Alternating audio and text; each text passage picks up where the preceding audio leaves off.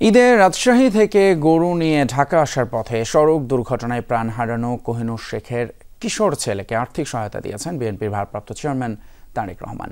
বৃহস্পতিবার রাতে Basila garden city হাটে কিশোর আরিফুলের হাতে তারেক রহমানের অনুদানের টাকা তুলে দেয় হাট কমিটি। এ সময় উপস্থিত ছিলেন হাট কমিটির সভাপতি ইজরাদার, বিএনপির স্থানীয় নেতাসহ পুলিশের তেজগাঁও বিভাগের এডিসি জুয়েল রানা। পুলিশের এডিসি জুয়েল ব্যক্তিগত উদ্যোগে কিছু টাকা সহায়তা করেন। দুর্ঘটনার পর বাবাকে নিয়ে রাজশাহী ফিরে যায় আরিফুল। বাবাকে দাফন করে আবারও বসিলা হাটে ফিরে আসে নবম শ্রেণী পড়ুয়া আরিফুল। তবে আশানুরূপ দাম পায়নি সে। এতে আর্থিক ক্ষতির সম্মুখীন হয় ছেলেটি। খবরটি গণমাধ্যমে প্রকাশ হলে বিএনপির ভারপ্রাপ্ত চেয়ারম্যান তারেক রহমান সহ অনেকেই মানবিক কারণে সহায়তায় এগিয়ে আসেন।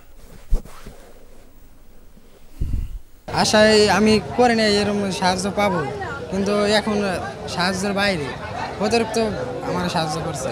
আরিফের পাশে দাঁড়ানোর মধ্যে দিয়ে আরও এটা প্রমাণিত হলো যে হাট শুধু আর্থিকভাবেই আমরা আমাদের ব্যবসায়ীদের সহযোগিতা করতেছি না, আমরা মানবিকভাবেও তাদের পাশে আছি। ক্রেতা এবং বিক্রেতা তাদের জন্য যতটুকু করার আমাদের পক্ষ থেকে, আমাদের কমিটির পক্ষ থেকে সর্বোচ্চ আমরা চেষ্টা করি। জনাব তারেক রহমানের পক্ষ থেকে আমরা আরিফের পরিবারকে, শোকাহত পরিবারের পাশে দাঁড়ানোর জন্য অনুরোধ করেছে এবং আমরা সেটি দাঁড়িয়েছি এবং আমরা 50,000 টাকা হাট কর্তৃপক্ষ থেকে তার পরিবারকে অনুদান দিয়েছি।